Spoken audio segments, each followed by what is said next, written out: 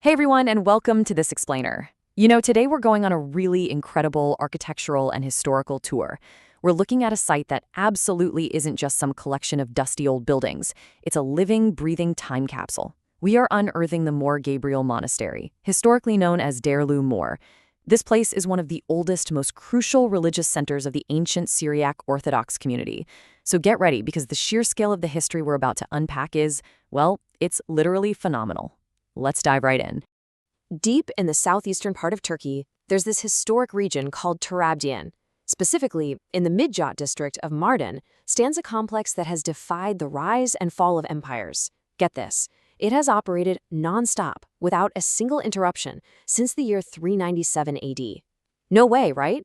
But what's maybe even more staggering than its physical survival is its cultural survival.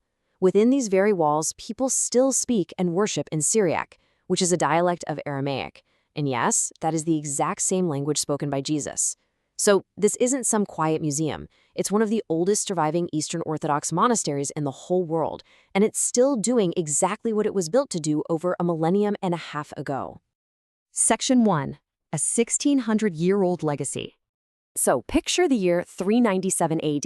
The monastery was established by a monk named Mor Shmuel, or Samuel, and his super devoted student Mor Shimon, or Simon. These two laid the very first stones of what would eventually become a massive monumental complex. Just think about the sheer continuity here. Since those two monks first set up camp in 397, prayers have echoed off these stone walls every single day. As the ancient traditions put it, the fire of worship here has never ever been extinguished. Section 2. Monks, Emperors, and Builders. As we track the history, you can really see how the whole story expands. We start out with our humble local monks in 397, but as we move into the 5th and 6th centuries, things scale up dramatically. Suddenly, incredibly powerful Eastern Roman or Byzantine emperors step onto the scene. We're talking emperors like Arcadius, Honorius, and Theodosius II, who all started sending financial support and gifts just to expand those early structures. Then Emperor Anastasius steps in as a massive benefactor, actually funding the magnificent main church. Fast forward a bit to the 7th century, and the monastery gets its current name. Between 634 and 668, the metropolitan of Tur Abdin was a man named Mor Gabriel, and thanks to his administrative brilliance, his major architectural renovations, and the miracles actually attributed to him, this sprawling complex was forever renamed in his honor. And this perfectly illustrates the fusion of two completely different worlds. To build this grand vision, you had these elite palace architects traveling all the way from the imperial capital of Istanbul. But they couldn't just do it alone. They worked hand in hand with anonymous local Tur Abdin Syriac stone masons. These local craftsmen were the ones shaping the region's completely distinct, beautiful yellow limestone, which is known as Sadi Kaiser Tashi. Working with traditional lime-based mortar, they engaged in centuries of continuous, totally grueling manual labor to literally carve this sanctuary right out of the earth. Section 3. Masterpieces of Yellowstone. At this point, Mor Gabriel is practically a small city. Inside these heavily fortified walls, you've got dedicated worship areas, deeply sacred cemeteries, and living quarters that consist of simple, single-occupancy cells for the monks, nuns, and students. Oh, and really importantly, there are these vast dining halls with gorgeous historical stone arches, where the communal tradition of breaking bread together has literally survived for centuries. Now let's contrast the sheer architectural diversity we see within these walls. On one hand, you've got the Ana Kilise, which is the main church. Built around 512 AD and funded by Emperor Anastasius, it is just grand. It features this transverse basilical plan that's actually totally unique to East Syriac architecture. Plus, its ceilings and apse are covered in rare, stunning late antique and early Byzantine gold leaf glass mosaics, completely filled with geometric and plant motifs. It's a total imperial showpiece. But then, on the other hand, just to the southeast, you have the Mariam Ana Kilise, the Virgin Mary Church. Now this is from an earlier period. It's super modest, featuring a really simple barrel-vaulted roof and fine stone niches. It's this quiet, unpretentious space used for the monks' daily prayers. So you've got two entirely different atmospheres, both sharing that exact same yellow stone.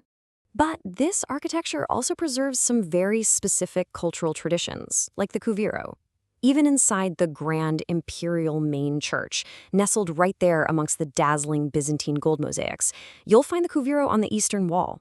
This is the east-facing altar, and its placement is definitely not random. It's constructed in strict uncompromising adherence to ancient Syriac religious tradition.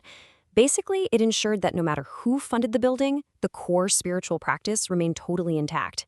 Another absolute marvel from the 6th century is the Theodora Dome, sometimes called the octagonal structure. Funded by and named after the famous Byzantine Empress Theodora, this thing is an absolute auditory and visual masterpiece. It's woven from this stunning mix of brick and stone, and the dome boasts flawless acoustics and incredible structural statics. And that 8-sided octagonal shape, it isn't just decorative.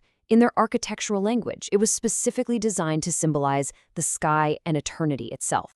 Section 4. The Sacred House of Saints.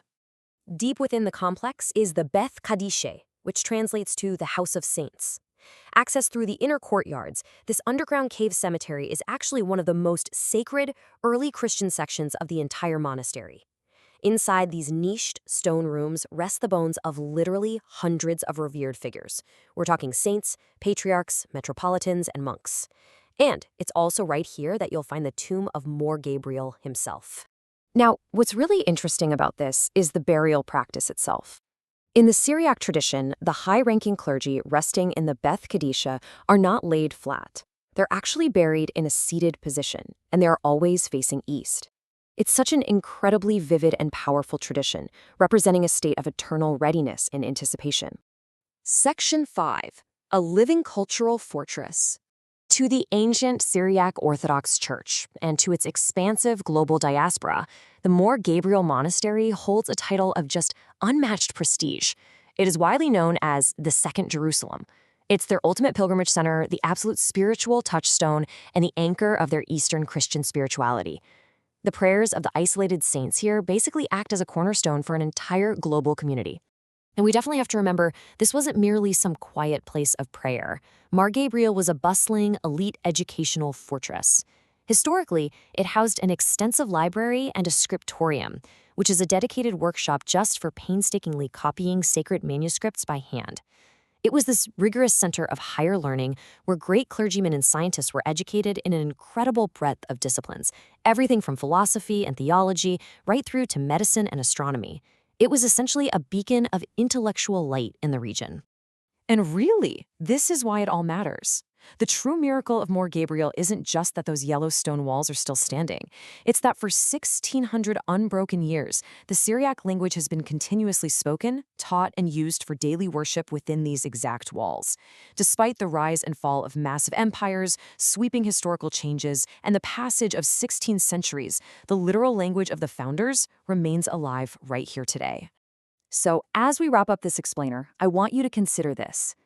How does a fortress of yellow limestone manage to keep an ancient language and culture continuously alive against the ruthless test of time?